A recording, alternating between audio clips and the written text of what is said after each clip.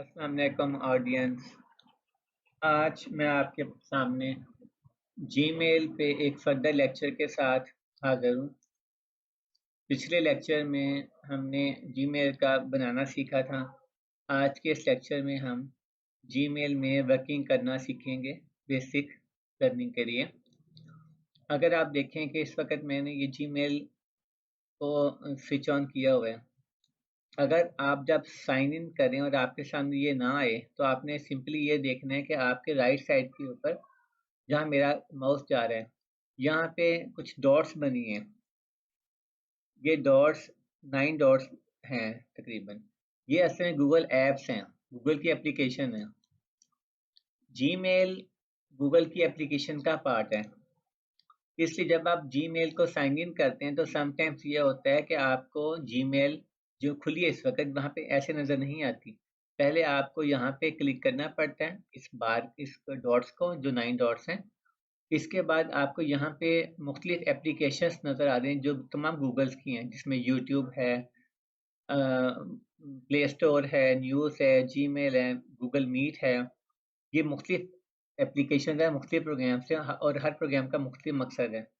इसमें even you can see Google contacts as well, जिसका मैं लास्ट टाइम बताया भी था कि इसकी बहुत वैल्यू है, कि ये मैं आपको सिखाऊंगा। ये बहुत ज़बरदस्त चीज़ है, मैं बड़े अरसे से इसको इस्तेमाल कर रहा हूँ कि आपका इसमें अगर आप अपने कॉन्टैक्ट्स को सेव करते जाएं तो आपका चाहे लैपटॉप गुम हो जाए, मोबाइल गुम हो जाए, आपके कॉन्टैक्ट सेव रहेंगे हमेशा। सिर्फ आपने सिंपली जब भी आपने अपनी नई डिवाइस को ऑन करना है तो आपने उसमें रूट कर देना है कॉन्टैक्ट्स को, तो आपके कॉन्टैक्ट्स वापस आपके पास आ जाएंगे। ये कभी लॉस नहीं होता इनका। तो इस तरह से मुख्तलिफ प्रोग्राम्स हैं, लेकिन चूंकि हमारा पर्टिकुलर मकसद जीमेल पे है इसलिए हम इसमें से जीमेल पे क्लिक कर देंगे। ये मैं उस सूरत में बता रहा हूँ कि अगर आप जब ऑन करें तो आपके पास जीमेल ना आए जो इस वक्त नज़र आ रही है। अब अगर आप देखें इस जीमेल में सबसे ऊपर लेफ्ट साइड पे लिखा है कंपोज। कंपोज के नीचे इनबॉक्स है, स्टार्ट है, स्नूस्ट है, इंपॉर्टेंट, सेंड, ड्राफ्ट, मुख्तलिफ फोल्डर्स हैं। ये जो सबसे ऊपर ये न्यू कंपोज का मकसद है कि आपने जब भी किसी को नई ईमेल आपने सेंड करनी तो आप कंपोज का बटन दबाते हैं। इसके नीचे अगर आप देखें तो ये इनबॉक्स वगैरह, ये स्टार्ट, ये सब के सब फोल्डर्स हैं। मैंने अपने एक सेपरेट लेक्चर में जो कि मैंने एमएस ऑफिस लर्निंग के ऊपर दिया उसमें मैंने समझाया था कि बॉक्स क्या होता है या फोल्डर क्या होता है। Folder is a container which contains different types of files. तो इसी तरह से ना ये भी एक फोल्डर है, इनबुक्स का फोल्डर है। इसमें तमाम ईमेल्स आती हैं। स्टार्ट वो फोल्डर है जिसमें वो मेल्स आती हैं जिनको आप इंपॉर्टेंट समझते हैं, उनको आप हाईलाइट कर देते हैं, स्टार लगा देते हैं।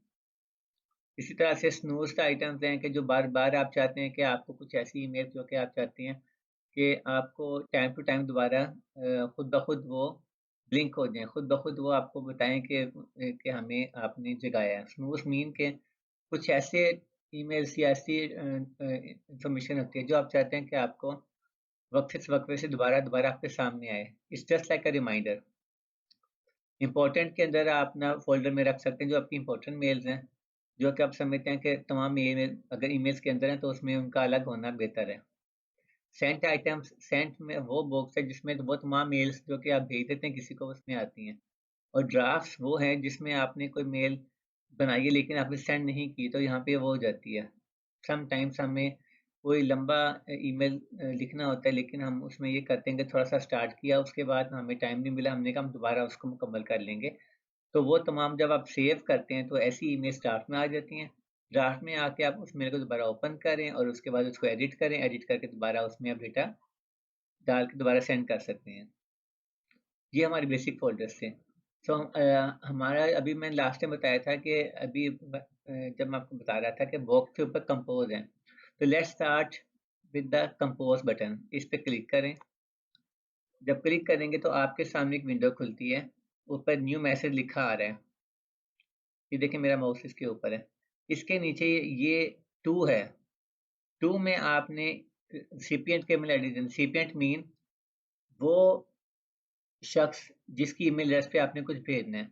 तो यहाँ पे उसका आपका दोस्त है, आपका रिलेटिव है, कोई भी है, उसका भी जीमेल आईडी बना होगा, तो आपने इसकी, या किसी और का भी आईडी हो सकता है उसका।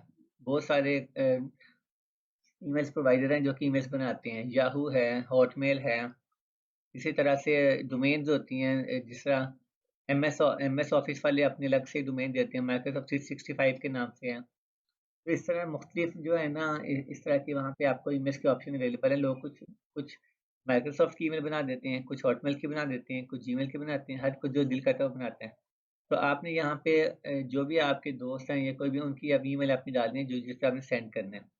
सब्जेक्ट एक बहुत अहम चीज़ होती है हर ईमेल के अंदर, क्योंकि subject should be very clear. इसमें पता होना चाहिए कि आपने किस मकसद के लिए मेल लिखी है। जैसे ये मेरी पहली मेल है, इसमें मैं अपनी ही ईमेल आईडी पे लिख देता हूँ मेल, क्योंकि मैं just going to have my own just for the purpose of a test. अगर आप देखें, ये मैंने अपनी ईमेल पे एक,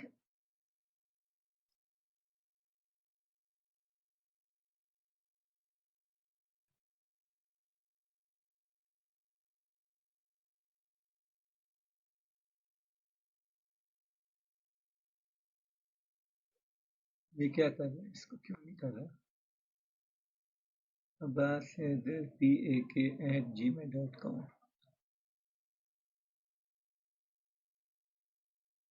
ये आ गया इसमें, और सब्जेक्ट में मैं ऐसे कर देता हूँ कि this is my first email, तो लिखता हूँ फर्स्ट ईमेल। सब्जेक्ट आपका बड़ा क्लियर होना चाहिए। लेट्स से कि अगर आप किसी को अपनी कोई आपने कोई ट्रैवलिंग प्लान बनाया और उसमें ट्रैवल प्लान शेयर कर रहे हैं, तो आपको सब्जेक्ट में पूरा लिखें कि ये एक ट्रैवल प्लान है मेरा। या अगर किसी को आप अपनी टिकट भेज रहे हैं तो पूरा टिकट मेंशन करें कि ये टिकट मेरी है, सच एंड सच सेक्टर के लिए है। तो सब्जेक्ट अगर क्लियर होगा तो आपको दोबारा मेल वो ट्रेस हो जाएगी। जैसे आफ्टर 6-7 मंथ्स आपको कोई इंपॉर्टेंट ईमेल सर्च कर रहे हैं और आपने उसका मेल बनाते वक्त सही सब्जेक्ट नहीं रखा था, जो कि क्लियर होना सब्जेक्ट होना चाहिए, तो आपको अपनी मेल ट्रेस करने में बड़ी मुश्किल पेश आएगी। इसलिए always have a clear and detail subject to search the mail in the future. इसके बाद आपका नीचे वाला जो पोर्शन है सब्जेक्ट के नीचे, वो एक ये बॉडी कहलाती है इसकी, इसे कहते हैं ईमेल बॉडी। ये आपका मैसेज बॉडी है, इसमें आपने पूरा मैसेज लिख देते हैं। जैसे मैं यहाँ पे लिख सकता हूँ कि this is my first email being Saint. ठीक है, तो ये इस, अब इसके बाद नीचे लिखा हुआ है, अगर आप देखें तो यहाँ पे ना ये सेंसिटिव लिखा हुआ है, ये फॉन्ट सेक्शन कहलाता है। इसमें font mean the writing style of the text, कि अगर आपकी जो भी ये राइटिंग स्टाइल है, ये राइटिंग स्टाइल आ रहा है, तो अब इसको बदल सकते हैं। अगर आपको ये अच्छा नहीं लग रहा लिखा हुआ, इसको आप चेंज कर सकते हैं। लेट्स से कि ये वाली ईमेल को मैं सेलेक्ट करने के लिए शिफ्ट को मैंने होल्ड किया, शिफ्ट को होल्ड करके मैंने एरो की से, जो एरो की होती है, 4 एरो कीज आपको नजर आती हैं आपके स्पेस बार से थोड़ा सा राइट साइड की तरफ, कंट्रोल की के साथ, उनमें से मैं राइट वाली एरो की को दबा रहा हूँ, राइट वाली एरो की को दबा रहा हूँ, और लेफ्ट से मैंने होल्ड के शिफ्ट, ये सिलेक्शन हो जाती है, इसे सिलेक्ट करना कहते हैं। और सिलेक्शन का रूल सेम है, चाहे आप माइक्रोसॉफ्ट वर्ड में काम कर रहे हैं, चाहे आप ईमेल में काम कर रहे हैं, तो आपको सिलेक्शन का एक ही तरीका है कि आपने शिफ्ट से होल्ड करना है और उसके बाद एरो की से आपने सिलेक्ट कर देना है। अब ये सिलेक्ट हो गई, अब मैं इस टेक्स्ट का, इसका स्टाइल लिखाई का इसका चेंज करना है। फाइल क्लिक ऑन सेंसरिफ, तो अब मेरे सामने तमाम लिखाइयाँ आ गई, मुख्तलिफ फ़ॉन्ट्स आ गए, मुख्तलिफ राइटिंग स्टाइल आ गए। लेट्स से मैं क्लिक करता हूँ वर्डीना के ऊपर, तो ये देखें इधर चेंज हो गया। सेकंड थिंग इज है कि इसके अंदर अगर ये वाला देखें तो ये फॉर्मेटिंग ऑप्शन है, लेकिन अभी फ़िलहाल इसको हम छोड़ देते हैं। हम इसके बाद ना, हमने वो कर लिया, राइटिंग स्टाइल का हो गया हमारा। अब हम आगे आते हैं। आगे ये अटैच फाइल है, ये मैं आपको दोबारा भी बताऊंगा किसी वक्त। आप किसी को अपनी कोई अहम फाइल ईमेल में सेंड करना चाहते हैं, जैसे आपने माइक्रोसॉफ्ट वर्ड में काम किया और आपने किसी फ्रेंड को ईमेल सेंड करनी है, तो यहाँ पे आप ना इस पर क्लिक करेंगे, ये अटैच फाइल लिखा है। अटैच फाइल का मकसद है कि आपके कंप्यूटर में कहीं भी कोई भी इंपॉर्टेंट फाइल पड़े और आपको सेंड करना चाहते हैं, चाहे माइक्रोसॉफ्ट ऑफिस के अंदर है, चाहे वो एक्सेल में चाहे किसी में भी है, तो आप इसको यहाँ पे कर सकते हैं। उसका मैं आपको बाद में इसका बताऊंगा आपको कि इसको कैसे करना है।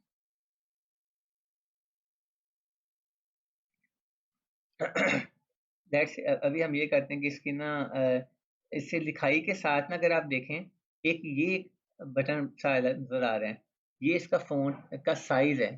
यानी कि आपने अपनी लिखी चीज़ को बड़ा करके दिखाना है, ये छोटा करके दिखाना है, इसमें आप क्लिक करें तो ये देखें ये लिखा हुआ है इसमें, ये लार्ज है, और देखें टेक्स्ट बड़ी हो गई। ये ह्यूज है, ह्यूज मीन उससे भी बहुत बड़ा। तो इसमें ना ये सबसे बड़ा स्टाइल जो अवेलेबल है ईमेल के अंदर, अगर आपने किसी को मैसेज भेजना है तो ये है। आप इसे कम ज़्यादा कर सकते हैं, वही तरीका है। सेलेक्ट करें शिफ्ट के साथ, और उसके बाद आप ना एरो की से आगे करेंगे तो सिलेक्ट हो जाएगा। अब ये बहुत बड़ा है, हम इसे छोटा कर सकते हैं। इसी पे क्लिक किया साइज के ऊपर, और ये देखें स्मॉल है, नॉर्मल नॉर्मल साइज पे क्लिक कर दिया। तो ये पहले हमने देखा कि फ़ॉन्ट यानी लिखाई, लिखाई के साथ है साइज़ कितना बड़ा है। इसके आगे और कुछ बटन्स बने हैं, जैसे बी है, बी फॉर बोल्ड, कि आप चाहते हैं कि आपकी जो लिखाई में लेट्स से कि आपका जो ये लिखा हुआ है अब्बास, ये अगर इसको हम अलग से दिखाएँ पूरी टेक्स्ट के अंदर, तो इसको शिफ्ट को होल्ड किया, एरो की से सेलेक्ट किया, इससे करके जब मैंने बी यानी बोल्ड पे क्लिक किया तो वो चमकदार सा हो गया। अब ये अलग से नज़र आ रहा है, बाकी लिखाई के हिसाब से देखें। इसी तरह से इससे आगे आई, आई स्टैंड फॉर इटैलिक, तिरछी, यानी अगर आपने अपनी लिखाई के स्टाइल को चेंज करके तिरछा करना है तो आप यहाँ से कर सकते हैं। लेट्स से थैंक्स है, थैंक्स को मैंने सेलेक्ट किया, शिफ्ट के साथ होल्ड किया, वही प्रोसेस, और उसके बाद मैंने इसको ऐसे किया, सेलेक्ट करके इसके बाद आई पे क्लिक किया तो ये तिरछा हो गया। इसी तरह से ये मेरा अगर कोई डिजिट, इसको इस चीज़ को मैंने हाईलाइट किया और इसको मैंने ना आगे पे गया, अगला सेक्शन में देखें तो you, you for stand for under line, underline कर देता है, इसके नीचे अंदर से लकीर लग जाती है, ये देखिए लगी लकीर। ठीक है, इसके आगे अगर आप एक और देखें, जो नेक्स्ट टैब है टेक्स्ट मुरादे के ऑप्शंस में, हमने पहले देखा ये वाला लिखाई का स्टाइल, फिर हमने देखा बड़ा करना इसको, फिर देखा हमने चमकदार करना, बोल्ड करना, फिर इटैलिक, फिर अंडरलाइन देखा। इसके आगे लिखाई का कलर है कि आप चाह रहे हैं कि आपकी इस लिखाई में कुछ अहम चीज़ है जिसको आप दूसरे कलर में दिखाना चाहते हैं। ठीक है, जैसे मैं कहूँ ये फर्स्ट ईमेल है, फर्स्ट मेरे लिए लफ्ज़ बहुत अहम है, फर्स्ट ईमेल को मैं रेड करके दिखाना चाह रहा हूँ। ठीक है, तो मैं यहाँ पे आके सेलेक्ट किया शिफ्ट के साथ, एरो के साथ, और जब मैं इस पे क्लिक करता हूँ तो फिर यहाँ पे आके मैंने रेड कर दिया। इससे क्या हुआ कि ये अब अलग अलग नजर आएगा पूरी टेक्स्ट के अंदर, ये टेक्स्ट जो आपकी लिखी है पूरी उसके अंदर। इसके अगर आप आगे आते हैं तो आपको अलाइनमेंट मिलती है। अलाइनमेंट बेसिकली क्या होती है? अलाइनमेंट ये होती है कि एक जनरल रूल है, चाहे एमएस ऑफिस हो, चाहे कोई भी ऐसा प्रोग्राम हो जिसमें टेक्स्ट बेस्ड सिस्टम चलता है, उसमें ये होता है कि आपको 3 अलाइनमेंट्स मिलती हैं। अलाइनमेंट में लिखाई एक स्क्रीन के ऊपर कितने एंगल से दिखा सकते हैं। जैसे आप चाहते हैं कि जो कुछ लिखें वो तमाम लेफ्ट पे हो, उसे लेफ्ट अलाइनमेंट कहते हैं। आप चाहते हैं जो कुछ लिखूं वो सेंटर में आ जाए, उसे सेंटर अलाइनमेंट कहते हैं। आप चाहते हैं जो कुछ लिखूं वो राइट पे चला जाए, उसे राइट अलाइनमेंट कहते हैं। फॉर एग्जांपल यहाँ पे अगर हम आते हैं, यहाँ पे मैं लिखा अब्बास, इधर भी लिखा अब्बास, इधर भी लिखा अब्बास। अब मैं इसमें से जो सबसे पहला है इसको मैंने सेलेक्ट किया, सेलेक्ट करके इसको मैंने ये सेलेक्ट किया है। इसको मैंने जब यहाँ पे अलाइनमेंट पे आके मैंने इसको ये किया सेंटर पे, ये देखें ये उसके सेंटर में आ गया। अगला जो अब्बास है इसको मैंने कर दिया अलाइनमेंट सेलेक्ट करके, इसको मैंने कर दिया राइट। अब आपने देखा ये ऑलरेडी लेफ्ट के ऊपर है ये वाला, तो ये ऑलरेडी लेफ्ट पे है, इसको जरूरत नहीं चेंज करने की। तो अगर मुझे कल को जरूरत पड़ती कि जो मैंने सेंटर में किया था इसको दोबारा लेफ्ट पे मैंने करना है, मुझे इसको लेफ्ट में ही चाहिए था, तो मैं दोबारा इसको सिलेक्ट कर देता हूँ। इसको ये देखें शिफ्ट के साथ सिलेक्ट किया, सेलेक्ट करके मैंने इस पे क्लिक किया और लेफ्ट अलाइनमेंट पे क्लिक कर दिया, सबसे ऊपर लेफ्ट है। तो अलाइनमेंट क्या बताती है आपको कि टेक्स्ट को एक स्क्रीन के ऊपर आप 3 तरीके से शो कर सकते हैं। या तो टेक्स्ट सारी आपकी लेफ्ट साइड पे लिखी आए, या उसका कुछ पोर्शन, या आपकी टेक्स्ट राइट सेंटर में लिखी नजर आए, या आपकी राइट पे नजर आए, ये हमारी मर्जी है। और इसके साथ हमने काफ़ी कुछ इसमें से कवर कर लिया। इसमें बुलेट्स एंड नंबरिंग है, ये वर्ड की कमांड्स हैं। ये बुलेट्स ये होता है कि आपने कुछ इम्पोर्टेंट चीज़ों को शो करना है अपनी ईमेल के अंदर, किसी को वैल्यू दिखाने के लिए चीज़ों की। जैसे आपने किसी को ईमेल लिखी कि आपने रोज़ाना कुछ अहम काम करने हैं। लेट्स से कि आपने लिखा किसी को कि आपने रोज़ उठ के सुबह नमाज़ पढ़नी है, फिर आपने खाना खाना है, आपने अपने चाहे अब्बू को लिखा, आपके अब बाहर हैं, अपने अब्बू को लिखा कि आपने 3 काम रोज़ के करने हैं। ठीक है, नमाज़ पढ़नी है आपने, ना उसके बाद नाश्ता करके आपने वॉक करनी है। ये 3 अहम काम है। आप कैसे लिख सकते हैं? आपने लिखा पहले से प्रेयर्स, आपको लिखा कि प्लीज़ स्टार्ट कर सकते हैं कि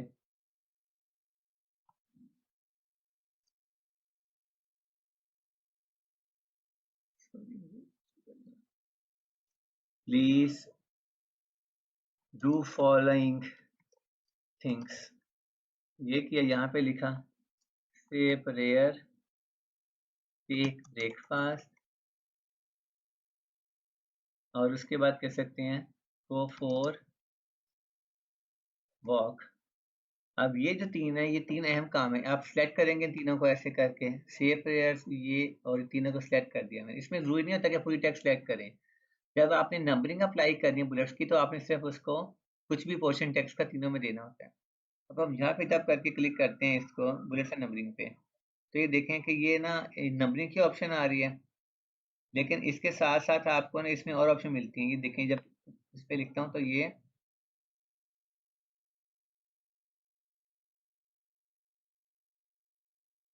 नंबर्ड लिस्ट है। तो नंबर्ड लिस्ट वैसे तो वर्ड में बुलेट्स भी होते हैं, लेकिन यहाँ पे नंबर्ड लिस्ट है। तो ये आपके तीनों काम यहाँ पे आपको नजर आ गए। तो आई थिंक हमने काफ़ी कवर कर लिया इसका। कुछ और चीज़ें कुछ होती हैं, वो किसी और लेक्चर में इसको फर्दर हम डिस्कस कर सकते हैं, लेकिन बेसिकली हमने मेन चीज़ों को डिस्कस कर लिया। अब हम इस ईमेल को सेंड कर देते हैं। ये देखिए, जब मैं सेंड मेल की, चूंकि I sent it to myself, तो यहाँ पे मुझे दोबारा आ गई ये। So I believe you got it. I tried to convey in the most simplified form. आपको ये लेक्चर पसंद आया होगा, तो आपसे दरख्वास्त है कि मेरे वीडियो को लाइक करें और इनकरेज करें मुझे, और शेयर करें। Thank you very much.